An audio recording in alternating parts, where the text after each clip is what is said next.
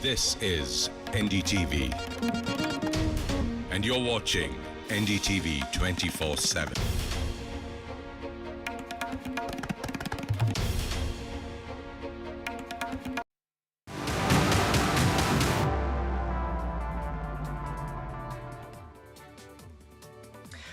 Good morning, North America, good afternoon, Europe, and good evening to everyone joining us from North America. This is US Election Watch. I'm Alistair D'Souza in Washington, D.C. The headlines.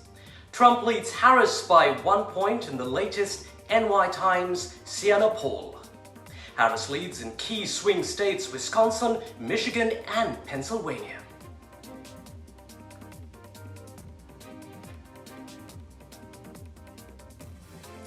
Trump's revenge politics brings up election fraud in the upcoming polls, promises prosecution of officials involved in fraud.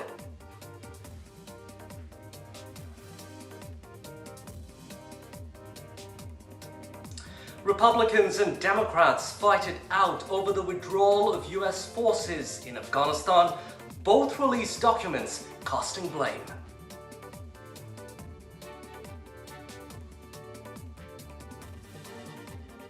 Trump vows to back recreational marijuana use in Florida. Trump says time to end endless jail time over the use of pot. Trump's at odds with Florida Republicans over marijuana.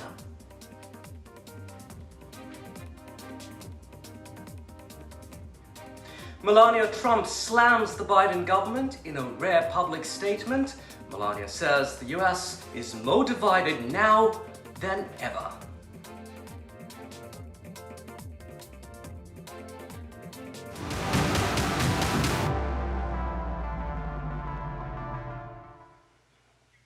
The big debate showdown between Trump and Harris takes place tomorrow, Tuesday. We'll have all the details in just a bit, but before then, a quick look at what else is happening on the election trail. Harris's running mate, Tim Walz, is starting a tour of the Sun Belt states in the lead up to the debate.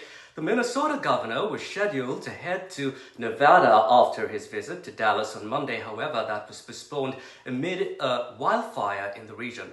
Walz is now expected to headline a fundraiser in Las Vegas on Tuesday. He will end the trip with a visit to Phoenix for a campaign event that is set to start shortly before the debate kicks off in Philadelphia. Meanwhile, in Florida, Donald Trump said he would vote to legalize adult recreational marijuana use, a position that puts him really at odds with Florida Governor Ron DeSantis and other Republican leaders in the state. In other news from the Trump campaign, former First Lady Melania Trump narrated a short video claiming that there are efforts to silence her husband that came as she promoted her new book.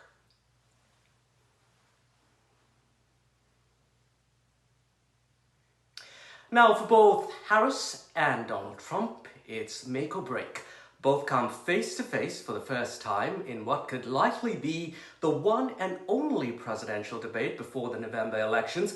Hosted by ABC, the 90-minute debate comes on the heels of Trump's June debate with President Joe Biden. Now, remember that when Biden's disastrous performance on debate night eventually had him stepping aside in the race for the White House. But let's look ahead at what's expected tomorrow. NDTV's Parameshwar Bawa gives us the lowdown on what to expect in Tuesday's debate as Trump and Harris look each other in the eye and fight it out on stage.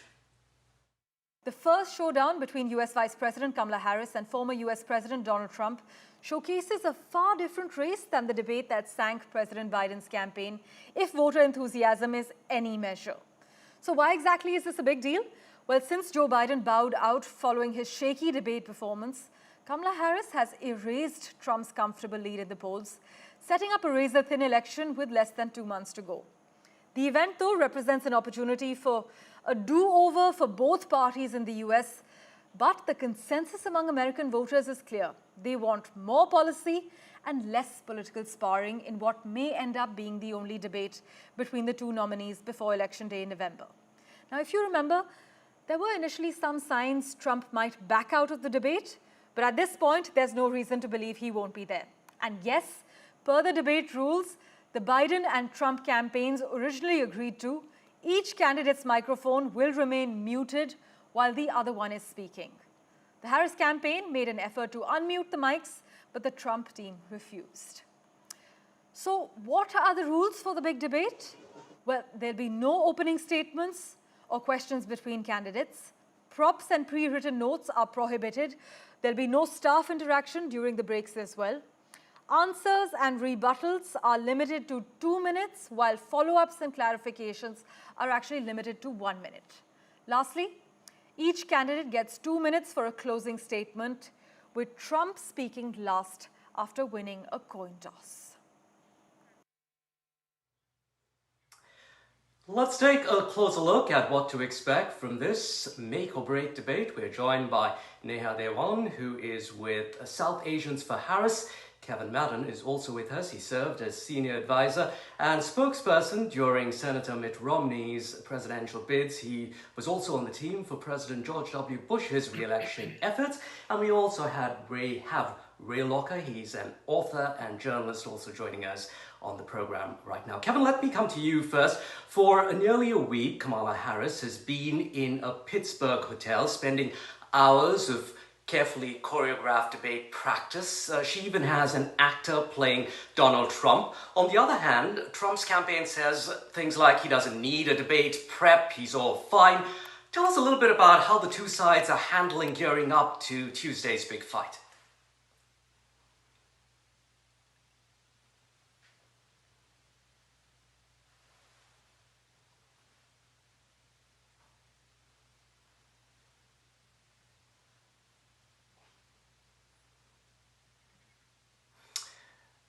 I think if Neha, you heard that question, could you give us a reaction here or give us a little bit of information on how the two sides are preparing for the debate night tomorrow? Yeah, so as you mentioned, Vice President has been locked down in Pittsburgh. She has been doing mock responses. She even has somebody dressed up as Trump, from what I understand, and going back and forth, really being able to drill down the issues. President Trump, on the other hand, is campaigning during this time because he feels like he does not really need to debate. He's done it in the past.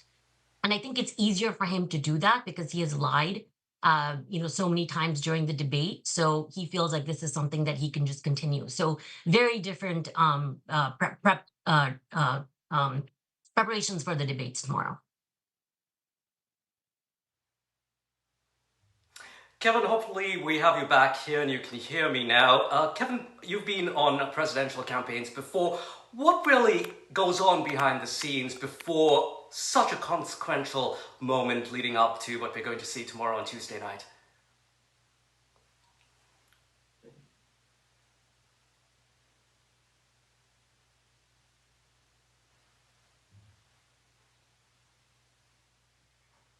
All right, we'll try and fix that for you. Ray, what can you tell us about what you're hearing Trump versus Harris as far as how they're preparing to meet each other on the debate stage Tuesday? Well, Trump has gotten former Congresswoman Tulsi Gabbard of Hawaii, who sparred with Harris during the 2020 campaign during the Democratic primary debates. So he thinks that's going to be his silver bullet against Harris here. Harris is working with her team of a variety of surrogates to stand in for Trump. And the fact is, I'm not really sure how much of that's really going to matter when it gets right down to it.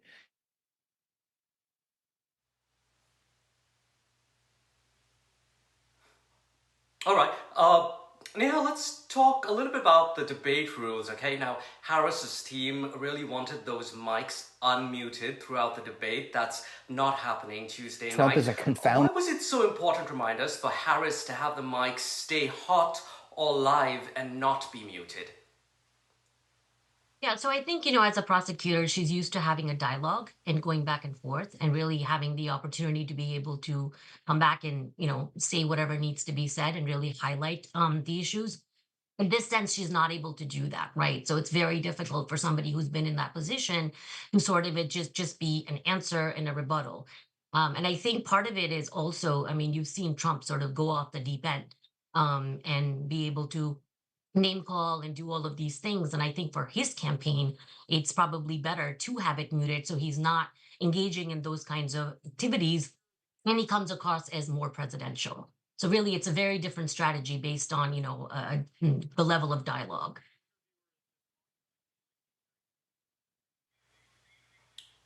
Right. Ray, of course, one of the most memorable debate moments for Harris was when Harris faced Mike Pence in 2020. She emphatically stopped Mike Pence from interrupting her, saying, Mr. Vice President, I'm speaking. Mr. Vice President, I'm speaking. Said it twice. That, though unlikely to happen on Tuesday with those muted microphones. Yeah, definitely. I mean, who knows?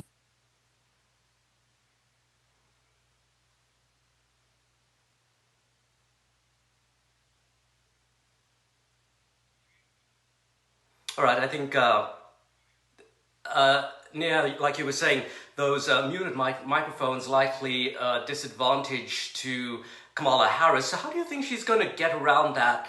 She was hoping to have those microphones hot. That's not happening. So what's the strategy now? Just let, hopefully, Trump just ramble on, perhaps, and her microphone picking it up?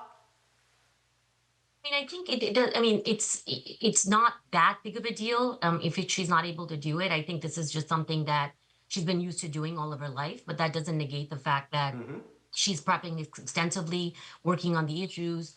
She's been around the country, hearing from voters what it is that matters, and I think really being able to lay out that platform. So this is just another thing that would have been great because this is what she's used to. But that's not taking away from how she's going to perform tomorrow.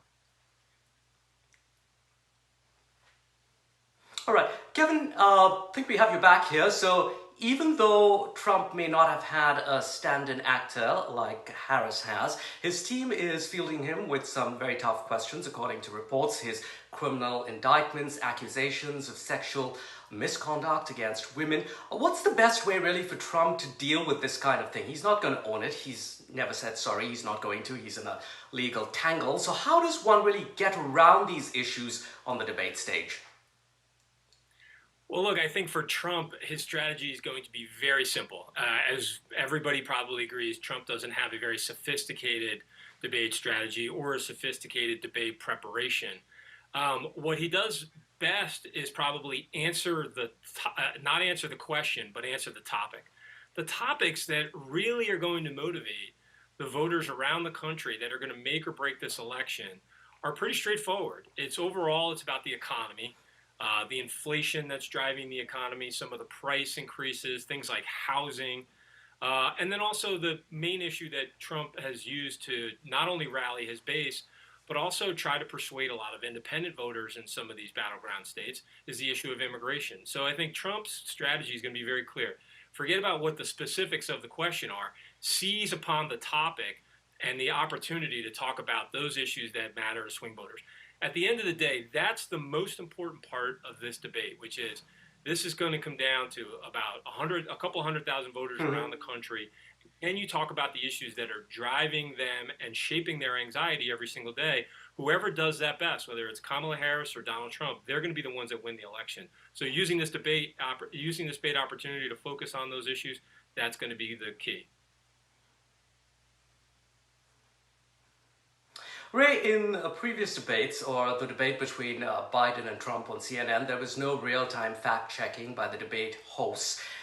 Do you think that's okay? Let the country judge for themselves who the candidates are. They can tell the difference between lies and truth. Or would you argue that the average person won't be up with the issues and it's the duty, really, of the moderators of the debate to fact-check the lines and the falsehoods? I don't think viewers like to see fact checking live. I think they see that as somebody putting their thumb on the scale. And I think most people can tell whether or not somebody's telling the truth. I mean, look, we all know that Trump tells a lot of lies. He told more than 30,000 when he was president. And so I don't think people really expect the truth from him.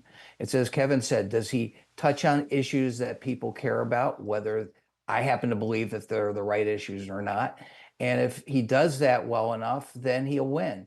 Most of the time, though, I think people look at the candidate's demeanor, they compare the two. They don't really care so much about issues as well as, do I feel comfortable with this person?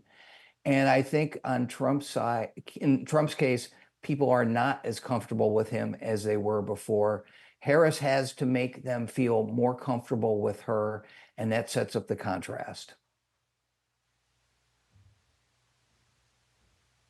All right, Neha, Kevin, and Ray, do stay with us. We'll come back to you in just a few minutes. But first, let's take a look at Trump promising what some see as revenge politics. Now, Trump has pledged long-term prison sentences for those involved in what he described as unscrupulous behavior concerning the upcoming election. In essence, implying without evidence, though, that the election might be stolen from him. This marks the first indication that Trump may not accept the results if he loses in November. His remarks have drawn widespread condemnation, with many warning that such messaging could incite violence again.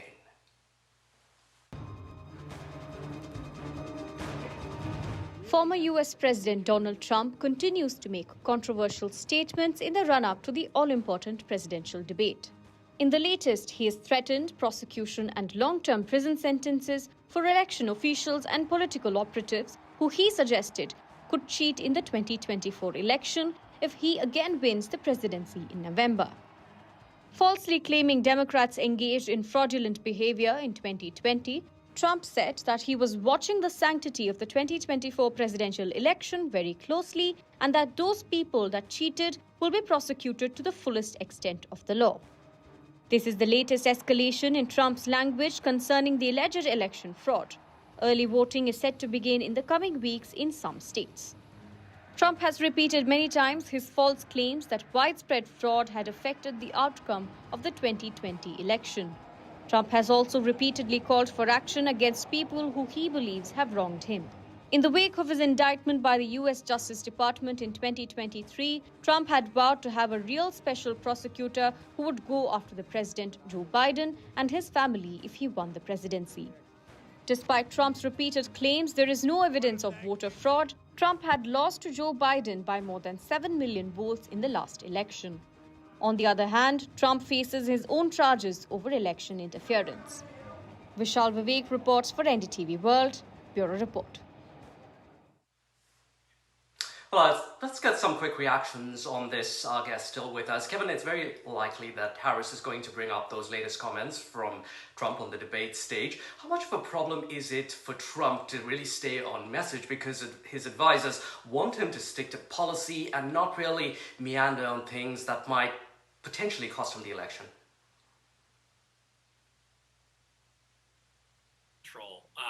And the biggest challenge for Donald Trump when it comes to persuading audiences of undecided voters. Look, the Donald Trump profile that most voters find incredibly toxic is the one that is very focused on divisiveness, is focused on blaming one party against the other, and is always focused on relitigating the past. And any reference to the 2020 election, how he's been wronged by his political opponents, it takes the focus off of the main thing that has made Donald Trump successful, which is that he's viewed by many voters as a vehicle for confronting the status quo in Washington that may be out of touch with the concerns of everyday Americans. So the only time he's actually really been successful is when he's able to harness that message when it comes to immigration, the economy, taxes, national security, you name it. That's where he's always found his greatest success. And the interesting thing is, more often than not, he gets in the way of his own success by focusing on the past and focusing on issues that aren't at the core of what a lot of swing voters or pragmatic independent voters care about. And this election comes down to those voters. Indeed. Neha, some might say that the comments that we just heard from Trump in that story that played out, that Trump is just being Trump, he's playing to his Magga base. Do you agree with that? Because in a podcast a few days ago, Trump admitted that he lost the 2020 election by a whisker. So is this something that really worries you, or should we just shrug it off? I mean, absolutely, right? I mean, he's playing to his base, but to what extent? There's continuous lies, and folks who are not in the political realm or are not, deep versed in policy. I mean, this is what they're going to just accept. So it is very concerning, and you can't just say, well, this is his personality and let's just do that. I mean, this is a person who's dealing with foreign dignitaries. on a regular basis and is, being, you have cabinet secretaries and so on and so forth. I mean, it's not excusable. The demeanor is absolutely not excusable. Right. Some more reaction, but let's just take a look at the polls that came out over the weekend. We just wanted to take a look at what those election polls are saying. Things remain really neck and neck. The latest New York Times Siena poll found that Trump is leading Kamala Harris nationally by 48 to 47%. Basically, a coin toss. Now, the poll confirms that Trump maintains solid support from roughly half of the country's voters, but Harris has yet to achieve a significant breakthrough. The poll also shows Harris is slightly ahead in Wisconsin, Michigan, and Pennsylvania, and tied in 4 other key swing states: Nevada, Georgia, North Carolina, and Arizona. Ray, Harris saw a bump in the polls after the initial, let's say, euphoria once Biden stepped aside, but not much movement since, really. So Trump's support remaining robust, very resilient, a problem, do you think, for Harris at this point in time? It's stubborn and it's never going to change. I mean, look,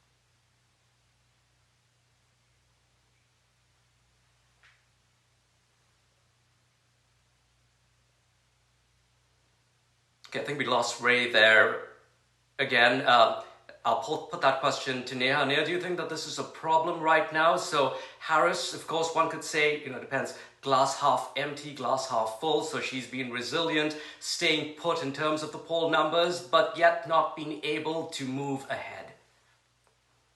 No, so the polls are within the margin of error. So it's hard to say, well, 48, 47 overall, or what it is that's indicative right now. We have 8 weeks to go. I think she's still speaking to voters and speaking about her policies in ways that they might be different from the Biden administration, what she would do during her term. So that's still taking place. So I wouldn't just write it off and say, all right, well, this is what it's going to be 8 weeks from now.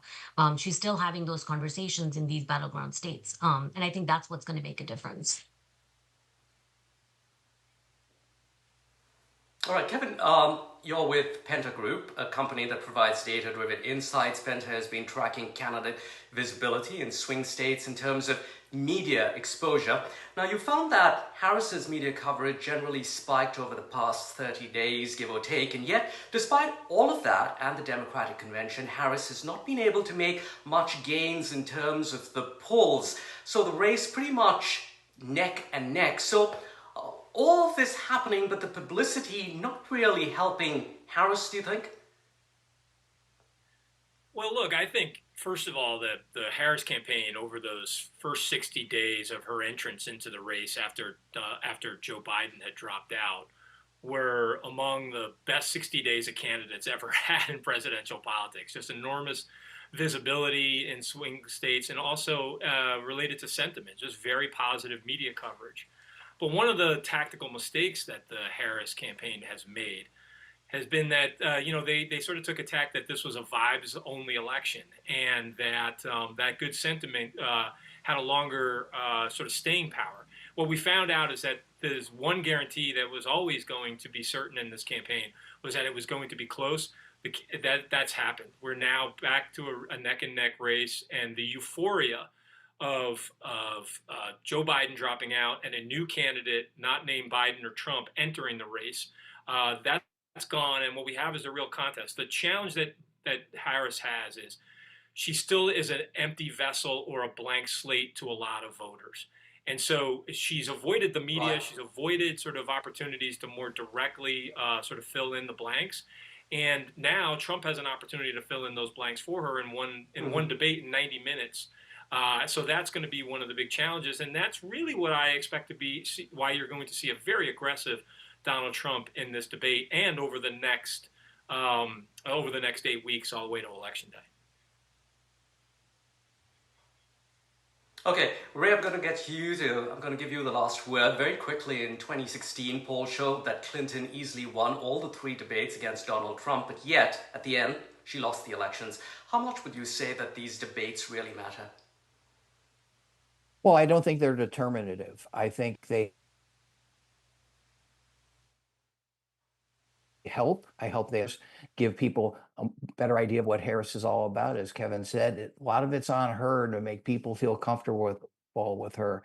And I don't think they're expecting Trump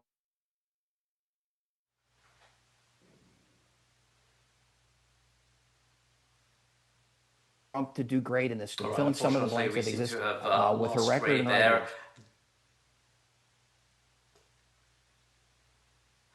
Thanks very much, Ray. Thanks, Kevin, as well, for soldiering through despite all the technical hiccups. Really appreciate it. Kevin, Neha, and Ray, thanks for your time here on NDTV. And now, moving on, Republicans and Democrats have released dueling documents regarding the fatal US withdrawal from Afghanistan. Republicans accuse President Biden of insisting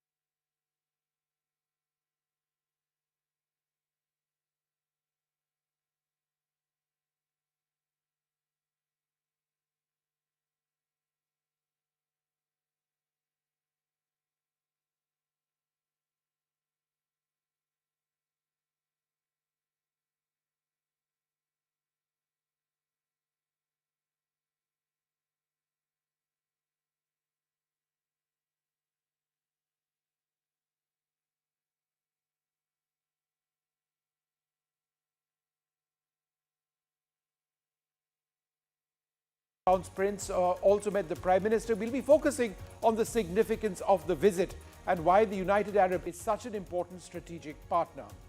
But first, a war of words between Mamata Banerjee and the BJP over the Kolkata rape murder. The BJP has demanded Mamata Banerjee's resignation on a day when key questions on the FIR and the post-mortem emerge in the Supreme Court. That's our top headline this evening. No Aam Aadmi Party Congress alliance in Haryana as the Aam Aadmi Party releases a list of 20 candidates. Its state chief says will contest all 90 seats as no agreement on the seat sharing in the state at the moment.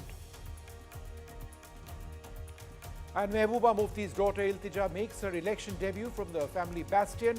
Bij Behara facing a three-cornered contest. Will she retain that family seat?